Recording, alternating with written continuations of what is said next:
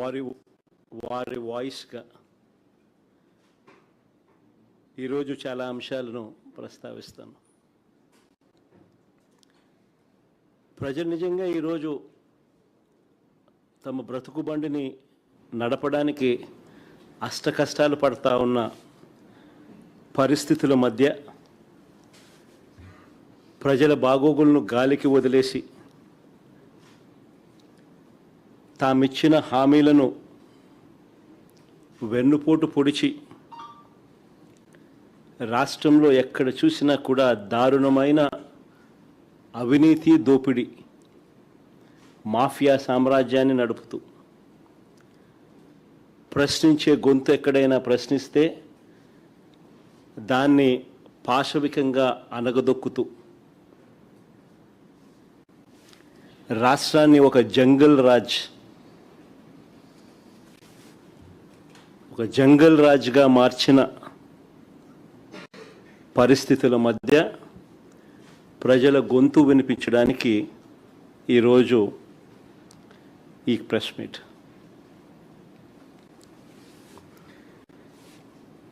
ఈ 2 ఏళ్ళు అవుతా ఉంది దాదాపుగా చంద్రబాబు నాయుడు గారు ప్రభుత్వం ఏర్పడి. ఈ 2 ఏళ్ళగా చంద్రబాబు నాయుడు గారు ప్రజలకు ఫలాని మంచి చేశాను అని చెప్పి చెప్పుకునే పరిస్థితి ఏదీ లేదు. 2 ఏళ్ల ప్రోగ్రెస్ రిపోర్ట్ చూస్తే ఒకే ఒక పాయింట్ మనందరికీ కూడా మళ్ళీ మళ్ళీ కనిపించే పాయింట్: బాబు షూరిటీ, మోసం గ్యారంటీ. ఇది ఈ 2 ఏళ్ల బాబు పరిపాలన తీరును ఒకసారి గమనిస్తే మళ్ళీ ఒకసారి మనందరికీ కూడా కనిపించే నిజం. ఈ 2 ఏళ్ళగా ప్రజలను తాను వెన్నుపోట్లను పొడుస్తూనే ఉన్నాడు. రాష్ట్రంలో విచ్చలవిడిగా అవినీతి దోపిడీ జరుగుతూనే ఉంది. వీటి అన్నిటి నేపథ్యంలో చంద్రబాబు నాయుడు చేస్తూ ఉన్న రాజకీయాలు ఏమిటి అని అంటే డైవర్షన్ పాలిటిక్స్.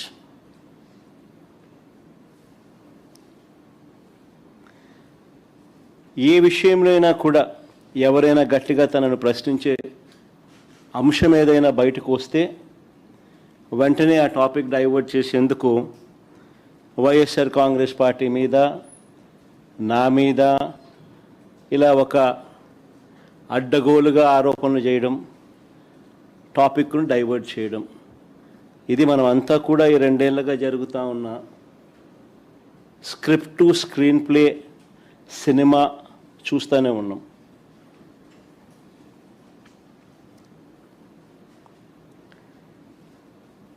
ఈ మధ్యకాలంలో చంద్రబాబు నాయుడు గారికి ఒక అంశం మీద ప్రస్తావన వస్తే చాలు ఆయన బీపీ పెరుగుతూ ఉంది. పొరపాటున చంద్రబాబు నాయుడు గారికి ఎవరైనా కూడా నిద్రలో మావిగన్ అని అన్నారంటే చాలు, బహుశా గుండాకి చనిపోయినా చనిపోతాడు. అంతగా ఆయనకు మావిగన్ అనే పేరు వింటే బీపీ పెరుగుతూ ఉంది. ఎప్పుడైనా మీరైనా పొరపాటున అనండి, ఎప్పుడైనా మావిగన్ గురించి మీ కమెంట్స్ ఏంటి సార్ అని. గుండె ఆగిపోకపోతే అదృష్టము, మిమ్మల్ని తిట్టకపోతే, వెంటనే మీ మీద బ్లాస్ట్ చేయకపోతే నిజంగా మీరంతా కరెక్ట్గా ఏ మేరకు అసెస్ చేస్తున్నారు చంద్రబాబు నాయుడు అని మీరే చెప్పగలుగుతారు. చంద్రబాబు నాయుడు గారు ముఖ్యమంత్రిగా ఉండడం నిజంగా రాష్ట్రం చేసుకున్న దురదృష్టం. చంద్రబాబు నాయుడు గారు అనే వ్యక్తి రాష్ట్రానికి ఎన్నటికీ కూడా రాజధాని లేకుండా చేస్తూ ఉన్నాడు. ఇప్పుడు కాదు, రాష్ట్రానికి ఫ్యూచర్లో కూడా రాష్ట్రానికి రాజధాని లేకుండా చేస్తూ ఉన్నాడు. ఆ లక్షల ఎకరాలలో అమరావతిలో కేవలం రోడ్లు, డ్రైనేజీలు, నీళ్లు, కరెంటు, ఇటువంటి మౌలిక సదుపాయాలు ఇవ్వడానికే అక్షరాల 2 లక్షల కోట్లు ఖర్చు అవుతున్న పరిస్థితుల్లో ఆచరణకు సాధ్యం కాదని తెలిసి ఈరోజు చంద్రబాబు నాయుడు గారు తన స్కాముల కోసం మాత్రమే రాజధాని అని భ్రమలు కల్పిస్తూ రాష్ట్ర ప్రజలను మోసం చేస్తూ అడుగులు ముందుకు వేస్తూ ఉన్నాడు. సెల్ఫ్ ఫైనాన్స్ ప్రాజెక్ట్ అని ఇంతవరకు తాను చెప్పినవన్నీ కూడా దొంగ మాటలు అని చెప్పి తేలిపోయాయి. ఇప్పటికే అమరావతికి తెచ్చిన కమిట్ అయిన అప్పులు అక్షరాల 47,387 కోట్ల రూపాయలు. రాష్ట్ర ఖజానా నుంచి అంటే రాష్ట్ర బడ్జెట్ నుంచి మరో 9,200 కోట్లు ఖర్చు చేయబోతా ఉన్నట్టు చూపుతా ఉన్నారు.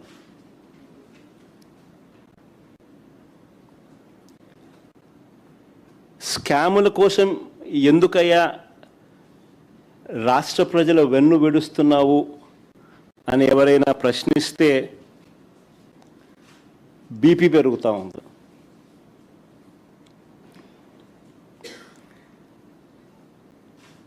ప్రత్యామ్నాయంగా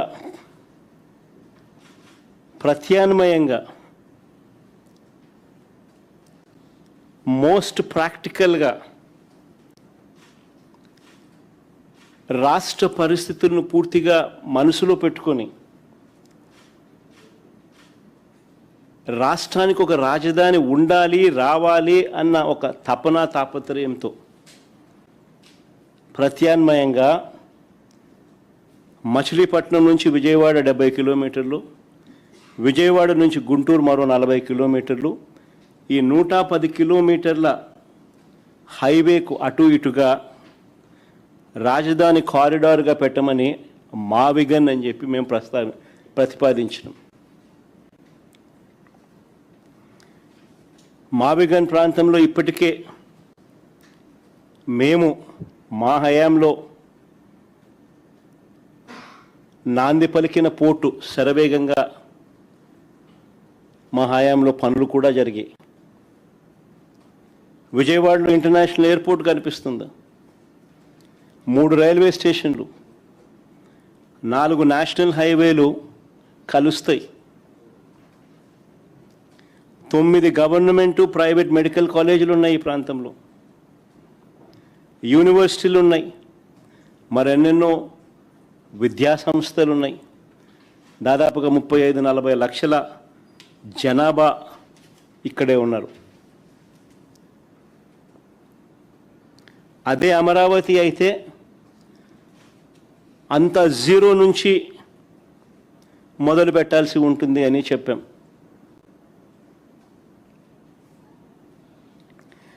మేము ప్రతిపాదించిన మావిగన్కు ప్రజల్లో నుంచి మద్దతు వచ్చేసరికి ప్రజలందరూ కూడా ఇది కరెక్ట్ ఆలోచన, చంద్రబాబు నాయుడు గారు స్కాముల కోసం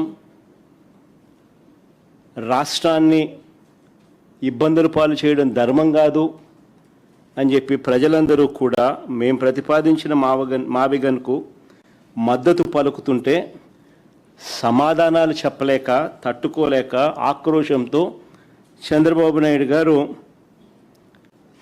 బీపీ పెరుగుతూ ఉంది, నోట్లో నుంచి ఇష్టం వచ్చిన మాటలు మాట్లాడుతూ ఉన్నారు. ఆయనే కాకుండా ఆయన మంత్రుల చేత కూడా అబద్ధాలతో బూతులు తిట్టిస్తూ ఉన్నాడు. ఇప్పటికే దాదాపుగా 1,200 కోట్లతో నిర్మించిన అసెంబ్లీ, సెక్రటేరియట్, హైకోర్టు ఇవన్నీ ఉన్నాయి. ఇప్పటికే దాదాపుగా 1,200 కోట్ల రూపాయలతో నిర్మించిన అసెంబ్లీ, సెక్రటేరియట్, హైకోర్టు ఇవన్నీ ఉన్నాయి. ఇవి పక్కన పెట్టి మళ్ళీ వాటి పేరుతోనే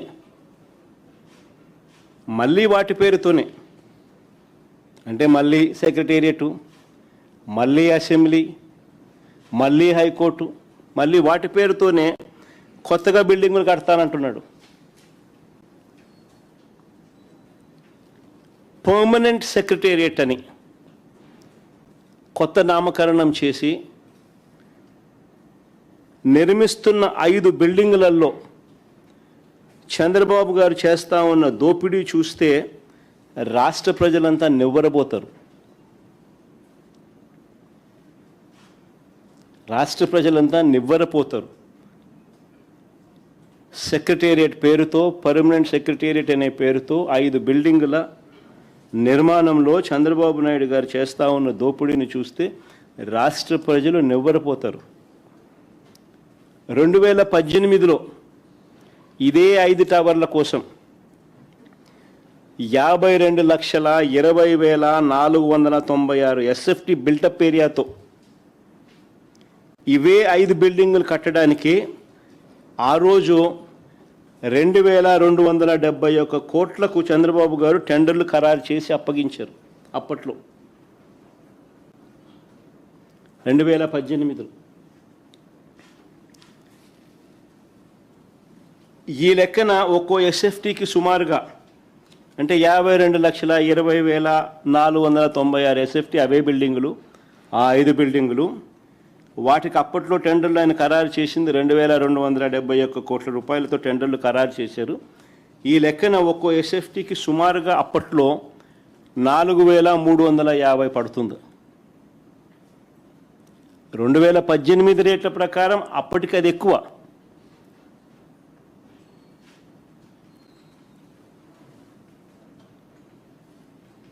కానీ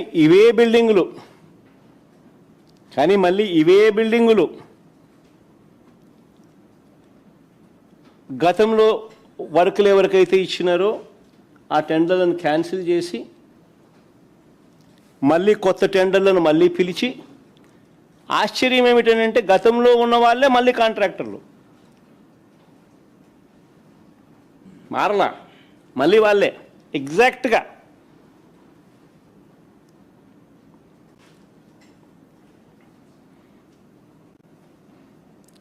ఆ టెండర్లను రద్దు చేసి మళ్ళీ అవే కంపెనీలకే అవే పనులే ఇచ్చాడు. ఒక టైలర్ మేడ్ రిగ్గింగ్ పద్ధతిలో టెండర్లు ఈ కంపెనీలకు వచ్చేలా చేశాడు. దీని వెనుక ఉన్న మంత్రం ఏమిటో చెప్పమని అడుగుతూ ఉంటే మాత్రం చంద్రబాబు నాయుడు గారు చెప్పరు. కానీ బీపీ మాత్రం పెరుగుతూ ఉంటుంది ఈ ప్రశ్నలు అడిగినప్పుడు మాత్రం. ఇవే 5 బిల్డింగులకు సంబంధించి ఇప్పుడు ఇచ్చిన ఈ 5 బిల్డింగులకు సంబంధించి ఇది బాగా ఇంట్రెస్టింగ్గా ఉంటుంది. ఇప్పుడు మీరు కొద్దిగా అటెన్షన్ పెట్టి వినండి. ఇవే 5 బిల్డింగులకు సంబంధించి కేవలం స్ట్రక్చర్ కోసమే, బిల్డింగ్ పూర్తి కాదు, కేవలం స్ట్రక్చర్ కోసమే ఇవే 5 బిల్డింగులకు ఇప్పటికీ 4,354 కోట్ల రూపాయలకు ఫైనలైజ్ చేసినారు. మళ్ళీ ఇదే బిల్డింగుల కొరకే ఇదే కాంపౌండ్లోనే వీటికి డ్రైనేజు నీళ్లు ఇతర ఇన్ఫ్రా కోసం అని చెప్పి మరో 1,053 కోట్లకు ఫైనలైజ్ చేశారు. మళ్ళీ ఇవే బిల్డింగుల్లోనే మళ్ళీ లిఫ్టులు, ఏసీలు, ఎలక్ట్రికలు, ప్లంబింగ్ పనుల కోసం మరో 2,316 కోట్లకు మళ్ళీ ఫైనలైజ్ చేసినారు. మళ్ళీ అంతటితో ఆగిపోలే, బిల్డింగ్ పూర్తి కాల. మళ్ళీ అదే బిల్డింగ్కే, మళ్ళీ ఇదే బిల్డింగులకే అదనంగా ఈసారి గ్లాస్ ఫిట్టింగ్ అంట, అద్దాల కోసం ఏకంగా మరో 2,540 కోట్లు. ఆ 5 బిల్డింగులకు అద్దాలు వేయడానికి 2,540 కోట్లు మళ్ళా కట్టబెట్టారు. మళ్ళా సేమ్ కాంట్రాక్టర్లకే, ఒక్కొక్కరికి ఒక్కొక్క కాంట్రాక్టర్ కాదు, ఒక్కొక్క పనికి ఒక్కొక్క కాంట్రాక్టర్ కాదు, మళ్ళీ వాళ్ళకే అన్నీ. ఈ బిల్డింగులకు డిజైన్ చేయడానికి మళ్ళీ 401 కోటి. ఈ బిల్డింగులకు డిజైన్స్ ఇవ్వడానికి మళ్ళీ 401 కోటి. వెరసి ఈ 5 బిల్డింగులకు అయ్యే ఖర్చు ఏకంగా 10,665 కోట్లు. అంటే స్క్వేర్ ఫీట్కి ఈ 52,20,496 SFT ఏదైతే ఉందో స్క్వేర్ ఫీట్కు వెరసి ఈ 10,665 కోట్లు, స్క్వేర్ ఫీట్కు వెరసి 20,427 రూపాయలు per square feet cost of construction. మా మధు అక్కడే ఉన్నాడు, ముక్కును లేలు వేసుకుంటా ఉన్నాడు పక్కనే.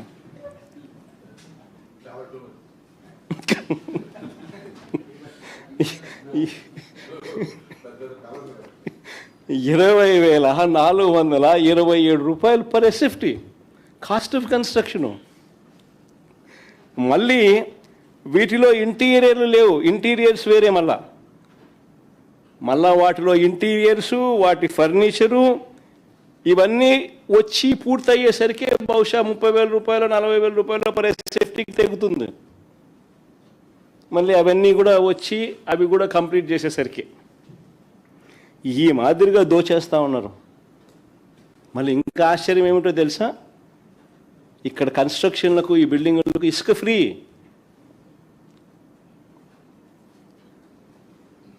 మళ్ళీ ఇసుక ఫ్రీ. వీటికి జిఎస్టీ ఎగ్జామ్షను, వీటికి జిఎస్టీ రీఎంబర్స్మెంట్ ఉంది, ఎంఈఆర్ఐటి ఎగ్జామ్షన్ ఉంది, డిఎంఎఫ్ ఎగ్జామ్షన్ ఉంది, ఎన్ఏసి ఛార్జెస్ ఎగ్జామ్షన్స్ ఉన్నాయి. ఇవన్నీ కూడా రీఎంబర్స్మెంట్. వీటి అన్నింటి కూడా రీఎంబర్స్మెంట్లో ఉన్నాయి ఇవన్నీ కూడా. సో చూడండి ఒకసారి మీరే ఆ జీవోలు, వాళ్ళు ఇచ్చిన నంబర్సు అన్నీ చూపించమో ఒకసారి. ఫస్ట్ చూపించు, ఆ నుంచి చూడండి.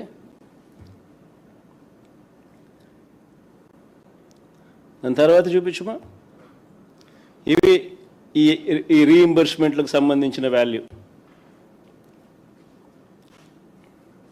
ఇంతకుముందు 3,600 ఎందుకు మామ, ఇంతకుముందు 3,600 చూపించు. ఎన్నికి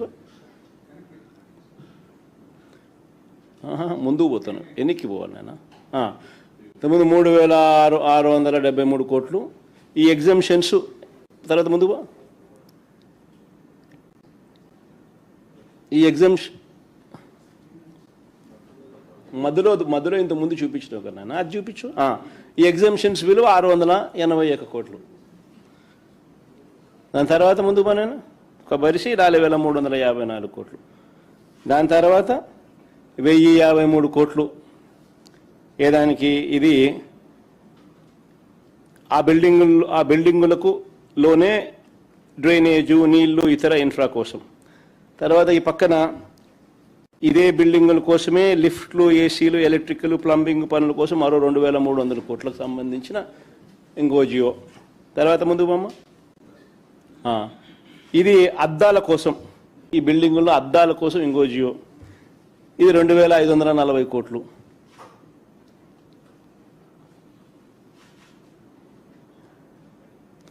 ఈ మాదిరిగా లూటీ జరుగుతూ ఉంది.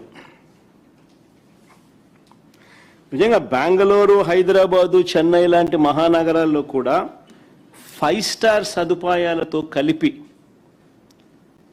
I'm talking about 5 star accommodation, అంటే 5 స్టార్ లాబీసు, ఆ మాదిరిగా ఉండే హై ఎండ్ రెసిడెన్షియల్ ఫ్లాట్స్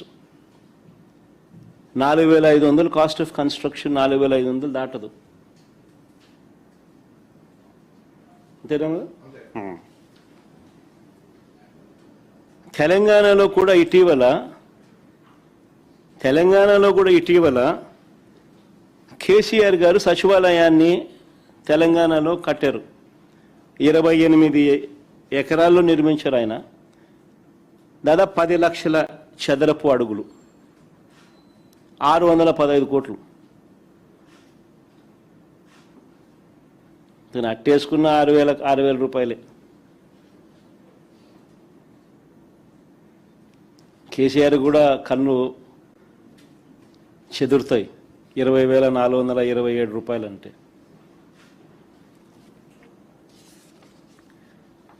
కానీ మన సెక్రటేరియట్ బిల్డింగ్ మాత్రం 10,665 కోట్లు. ఏమిటి ఈ దోపిడీ అని ఎవరైనా ప్రశ్నిస్తే బాబుకు బీపీ పెరుగుతుందా? ఈ బిల్డింగులు కాక మళ్ళీ కొత్త అసెంబ్లీ అంటున్నాడు, మళ్ళీ కొత్త హైకోర్టు అంటున్నాడు. కొత్త అసెంబ్లీ కోసం 11,21,975 ఎస్ఎఫ్టీ అంట, మళ్ళా కొత్త అసెంబ్లీ అంట.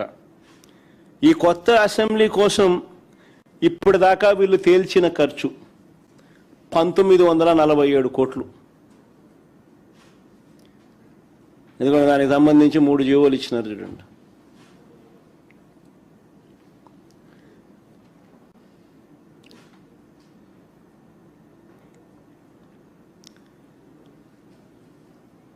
అంటే స్క్వేర్ ఫీట్కు 17,356 రూపాయలు పడినట్టు.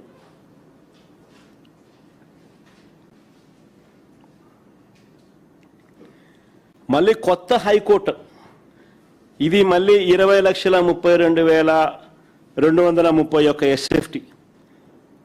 దీనికి ఇంకా పూర్తి టెండర్లు కంప్లీట్ చేయాల. ఇంతవరకు పిలిచిన వాటినే 1,480 కోట్లతో ఇప్పటిదాకా పిలిచినారు. అదే 1,480 కోట్లు. ఇది పూర్తయ్యేసరికి ఇది ఏ స్థాయికి పోతుందో తెలియదు, కానీ ఇంతవరకు పిలిచిన పరిస్థితి ఇది. అంటే ఇప్పటి వరకు 7 బిల్డింగుల కోసం, అంటే 5 బిల్డింగులు సెక్రటేరియట్ పేరిట, ఒక అసెంబ్లీ, ఒక హైకోర్టు, ఈ 7 బిల్డింగుల పేరిట వెరసి 10,665 కోట్లు సెక్రటేరియట్ కోసం, అసెంబ్లీకి 1,947 కోట్లు, హైకోర్టుకు ఇప్పటిదాకా పిలిచిన వ్యయాన్ని లెక్కేసుకుంటే మరో 1,480 కోట్లు లెక్కేసుకుంటే ఈ 7 బిల్డింగులకు ఇప్పటిదాకా 14,092 కోట్లు, కేవలం 7 బిల్డింగులకు.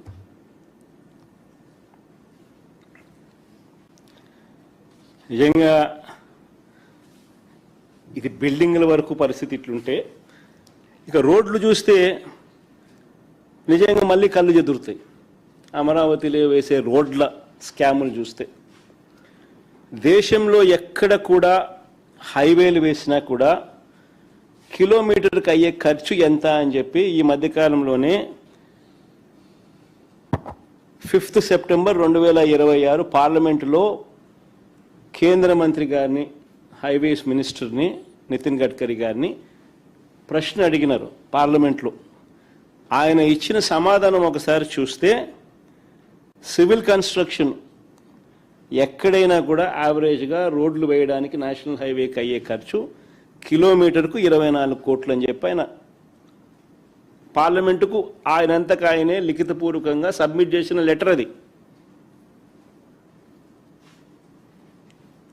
అక్కడ బాగా కనిపిస్తుంది చూడండి, అటువైపు కూడా బాగా కనిపిస్తుంది, ఇటువైపు కనపడని వాళ్ళకు.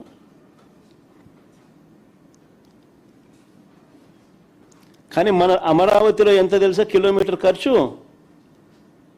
53 కోట్లు. 53 కోట్లు. ఇంకా విచిత్రం ఏమిటో తెలుసా, విజయవాడ బెన్ సర్కిల్ ఫ్లైఓవర్, మీకు అందరికీ కూడా, విజయవాడలో ఉన్న వాళ్ళకి అందరికీ కూడా పరిచయం ఉన్న అంశమే ఇది. బెన్ సర్కిల్ దగ్గర ఫ్లైఓవర్కు 69 కోట్ల రూపాయలు కిలోమీటర్కి ఖర్చు అయితే, చంద్రబాబు నాయుడు గారి సీడ్ యాక్సెస్ నుంచి, అమరావతిలో సీడ్ యాక్సెస్ నుంచి నేషనల్ హైవేకు వారధి వద్ద కలిపే ఫ్లైఓవర్కు వీరు పెడతా ఉన్న ఖర్చు కిలోమీటర్కు 189 కోట్లు.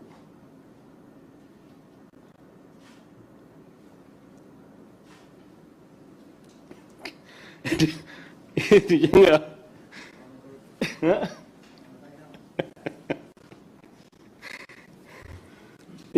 ఇక అమరావతి ప్లాట్ల స్కాములు చూస్తే, ఇక అమరావతిలో అలొకేట్ చేసే ప్లాట్ల స్కాములు చూస్తే చంద్రబాబు నాయుడు గారి మనుషులకు అంటే ఏబిఎన్ ఆంధ్రజ్యోతి రాధాకృష్ణ గారికి,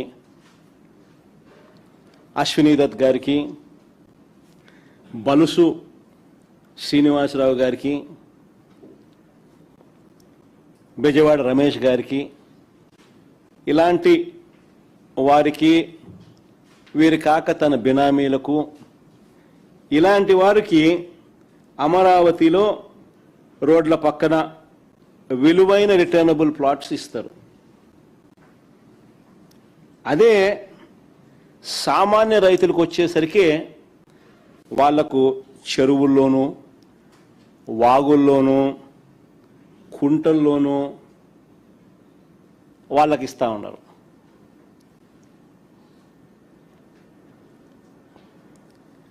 అసలు ఏమిటి అన్యాయము? మొదట తీసుకున్న 50,000 ఎకరాలకి దిక్కు లేదని రైతులు అంటూ ఉంటే, ఇది పరిస్థితి అని రైతులు అంటూ ఉంటే, ఈ 50,000 ఎకరాలు సరిపోవని ఇంకొక 50,000 ఎకరాలకు రైతులను ఇబ్బందులు పాలు చేస్తూ, వాళ్ళు ధర్నాలు చేస్తూ ఉన్నా కూడా లెక్క చేయకుండా వారి దగ్గర నుంచి బలవంతంగా లాక్కునే కార్యక్రమం జరుగుతూ ఉంది. ఇప్పుడు నిజంగా బాధ్యత గల ప్రతిపక్షంగా మేము ఇవన్నీ కూడా చంద్రబాబు నాయుడు గారిని ప్రశ్నిస్తూ ఆధారాలతో సహా బయట పెడతా ఉన్నసరికి చంద్రబాబు నాయుడు గారు బీపీ పెరుగుతూ ఉంది, ఇష్టం వచ్చినట్టుగా తిడతా ఉన్నాడు, అబద్ధాలు చెప్తా ఉన్నాడు, అబద్ధాలతో తిట్టిస్తూ ఉన్నాడు. ఆయన మంత్రులు అందరూ కూడా ఆ తిట్టించే కార్యక్రమం ఏ స్థాయికి పోతా ఉంది అని అంటే, అబద్ధాలు చెప్పే కార్యక్రమాలు, కుట్రలు చేసే కార్యక్రమాలు ఏ స్థాయికి పోతా ఉన్నాయి అని అంటే, టాపిక్ డైవర్ట్ చేసేందుకు, ఇవన్నీ కూడా టాపిక్ డైవర్ట్ చేసేందుకు, ఎవరు కూడా ఆయనను ప్రశ్నించకుండా భయపెట్టేందుకు, ప్లస్ టాపిక్ డైవర్షన్కు వీళ్ళంతకి వీళ్ళే బిల్డప్ ఇస్తారు, వీళ్ళంతకి వీళ్ళే ఒక కథ అల్లుతారు, వీళ్ళంతకి వీళ్ళే ఈనాడు, ఆంధ్రజ్యోతి, టీవీ5, చంద్రబాబు నాయుడు, ఇదో మాఫియా ముఠ. వీళ్ళు ఏమనుకుంటే అది ఒక అబద్ధాన్ని వీళ్ళే బిల్డ్ చేస్తారు, ఆ అబద్ధం మీద వీళ్ళే దొంగ సాక్ష్యాలు, కేసులు కూడా వీళ్ళ అధికారుల చేత పెట్టించేసేస్తారు. ఇది జరుగుతూ ఉన్నది ఆంధ్ర రాష్ట్రంలో. నిజంగా ఏ స్థాయికి పోయింది అని అంటే, ఈ మధ్యకాలంలోనే కడపలో, ఈ మధ్యకాలంలో ఒక టాపిక్ ఆఫ్ డిస్కషన్ ఇది, కడపలో పెద్ద దస్తగిరి అని ఆయన మా పార్టీకి చెందిన వ్యక్తి, మా పార్టీ కార్యకర్త, మావాడు, చనిపోయింది మావాడు, మా పార్టీకి చెందిన కార్యకర్త చనిపోతే మేం బాధపడతాం. అలాంటిది ఆ కేసును పూర్తిగా ట్విస్ట్ చేసి మా పార్టీ మీదనే బురద జల్లడం కోసం వాడుకుంటా ఉన్నారు. చివరకు మా డిప్యూటీ మేయర్గా పనిచేసిన నిత్యానంద రెడ్డిని, మా రవిమామను, వీళ్ళను పై కూడా బురద జల్లుతూ ఉన్నారు. నిజంగా ఆ ఇన్సిడెంట్ ఎలా జరిగింది అని, జాతరలో గొడవ వల్లే ఈ హత్య జరిగిందని స్వయంగా అదే పెద్ద దస్తగిరి భార్య జరిగిన విషయాన్నంతా కూడా మీడియా ముందుకు వచ్చి చెప్పింది. తాము ఎవరికి బినామీ కాదని, డిప్యూటీ మేయర్గా పనిచేస్తా ఉన్న నిత్యానంద రెడ్డితో తమకు ఎలాంటి విభేదాలు లేవని కూడా చెప్పింది.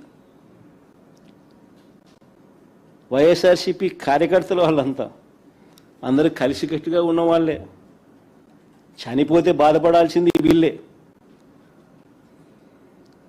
అయినా సరే చంద్రబాబు నాయుడు గారు తన రాజకీయం కోసం టాపిక్ డైవర్షన్ చేసేందుకు, వైఎస్ఆర్సీపీ మీద బురద జల్లేందుకు కుట్రలతో ఏ స్థాయికి దిగజారుతా ఉన్నాడు అని అంటే,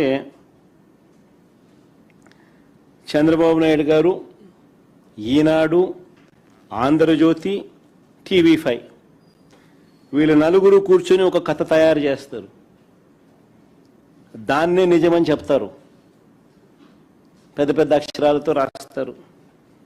అధికారంలో ఉన్నారు కాబట్టి, వ్యవస్థలన్నీ వీళ్ళ చేతిలోనే ఉన్నాయి కాబట్టి వెంటనే వీళ్ళ పోలీసులు రంగప్రవేశంలోకి వస్తారు. గతంలో ఇదే పోలీసులు వేరే రకంగా చెప్పినా కూడా అది వెనక్కి తీసుకుంటారు ఆ స్టేట్మెంట్లన్నీ. వెనక్కి తీసుకుని మళ్ళీ వీళ్ళు చెప్పిన కల్పిత కథను చుట్టూ కేసు బిల్డప్ చేస్తారు. దాని చుట్టూ దొంగ సాక్ష్యాలను క్రియేట్ చేస్తారు.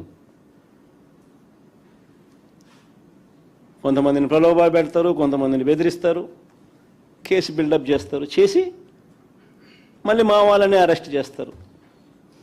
ఆ చనిపోయినోని భార్య వచ్చి, పెద్ద దత్తగిరి భార్య వచ్చి జరిగిన విషయం అంతా చెప్పి ఆయన బాధపడతా ఉంటే, జరిగింది మా పార్టీ మనిషికి హత్యకు గురైతే మేం బాధపడాల్సింది పోయి, వీళ్ళు చేస్తూ ఉండేది ఏంది, మా వాళ్ళ మీదనే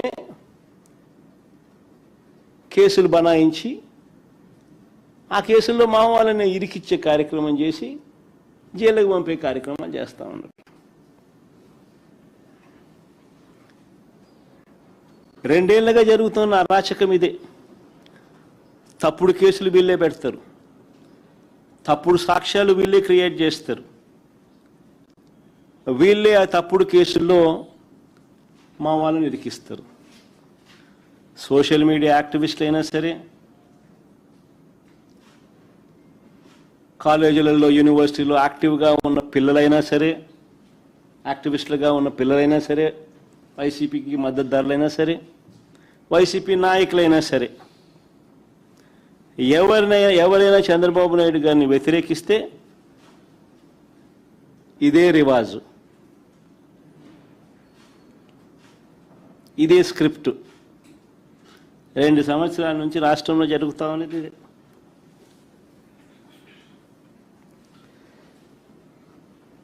నేను అడుగుతా ఉన్నా అసలు చంద్రబాబు నాయుడు గారిని, అసలు అయ్యా చంద్రబాబు, అసలు ఎవరిదయ్యా గొడ్డలి పార్టీ అని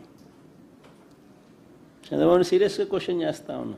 ఎవరిదయ్యా గొడ్డలి పార్టీ? ఎవరిదయ్యా గన్ కల్చర్? ఎవరిదయ్యా హత్యా రాజకీయాలు? ఎవరిది హత్యా రాజకీయాల సంస్కృతి అని అడుగుతా ఉన్నా. ఇదే చంద్రబాబు నాయుడు గారిని సూటిగా, మా కుటుంబంలో ముగ్గురు, మా తాతగారు, మా నాన్నగారు, మా చిన్నాన్నగారు, ముగ్గురు బలైపోయారు. మేం బాధితులం.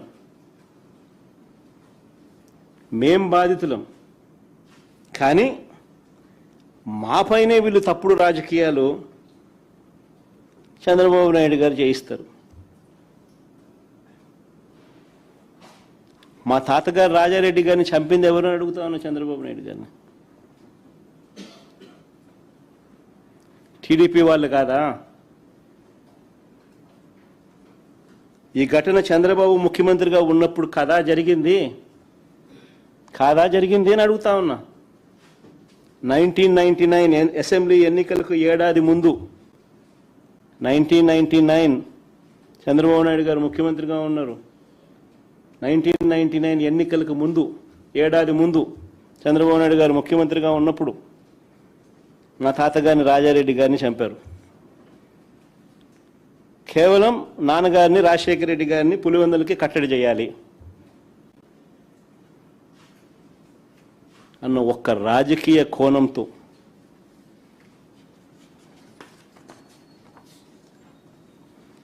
ఆ కేసులో దోషులను బరితెగించి హైదరాబాద్ తెలుగుదేశం పార్టీ సెంట్రల్ ఆఫీస్లో ఎన్టీఆర్ ట్రస్ట్ భవన్లో పెట్టి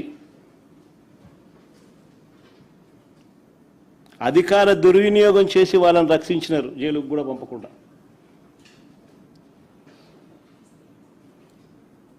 మరి ఇది ఎవరిదయ్యా క్రిమినల్ బ్రెయిన్ చంద్రబాబు గారు అని అడుగుతాను.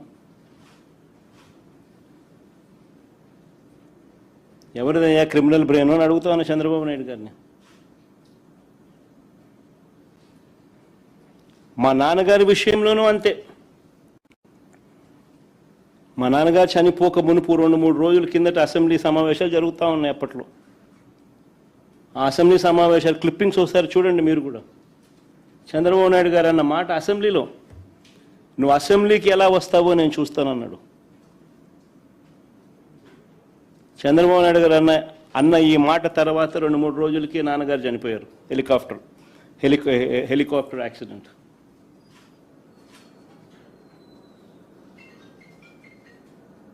ఇప్పటికీ కూడా దీనికి సంబంధించి నివృత్తి కాని అంశాలు ఎన్నో ఉన్నాయి. ఎవరిదయ్యా చంద్రబాబు క్రిమినల్ బ్రెయిన్ అని అడుగుతా ఉన్నా. మా చిన్నాన్న వివేకానంద రెడ్డి గారిని ఇదే చంద్రబాబు ప్రభుత్వంలో హత్యకు గురైన మాట వాస్తవం కాదా అని అడుగుతా ఉన్నా.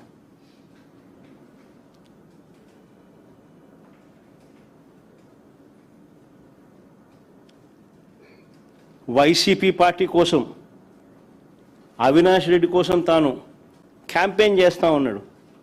జమ్మలమడుకు పోయి క్యాంపెయిన్ చేసి వచ్చినాడు.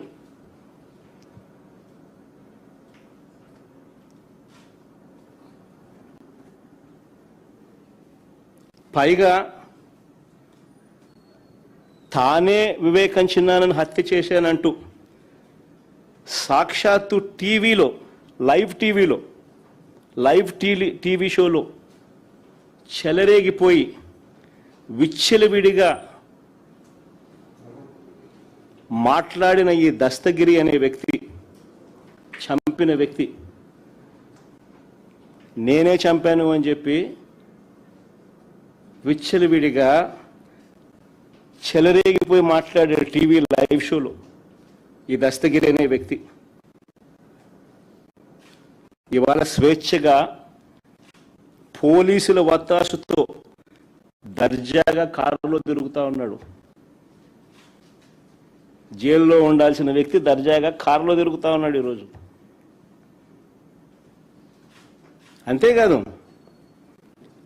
అంతేకాదు పైగా చంద్రబాబు లాయరు సిద్ధార్థ లూత్రా, దస్తగిరి లాయరు కూడా సిద్ధార్థ లూత్రా.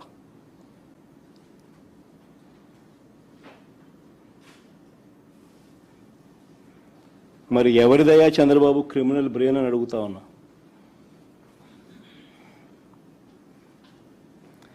రాజకీయ లబ్ధి కోసం ప్రలోభాలతో హంతకులను రక్షించడం, నిర్దోషులను హింసించడం ఈ కేసులో జరుగుతూ ఉంది. ఇదేగా చంద్రబాబు అని అడుగుతా ఉన్నా.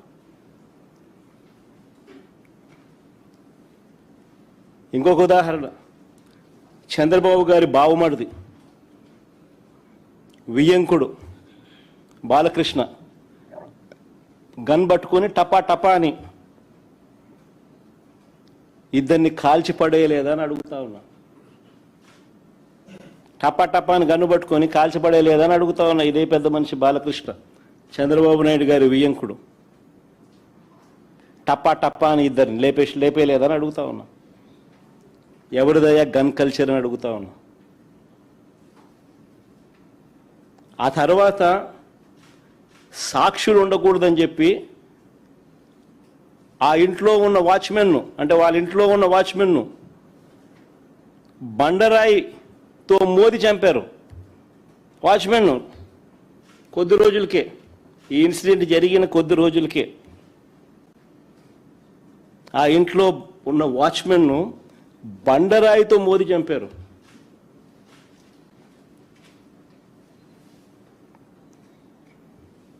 ఇంకొక ఇన్సిడెంట్, పాపం ఎన్టీఆర్ గారు అబ్బాయి హరికృష్ణ గారు యాక్సిడెంట్లో ఆయన చనిపోతే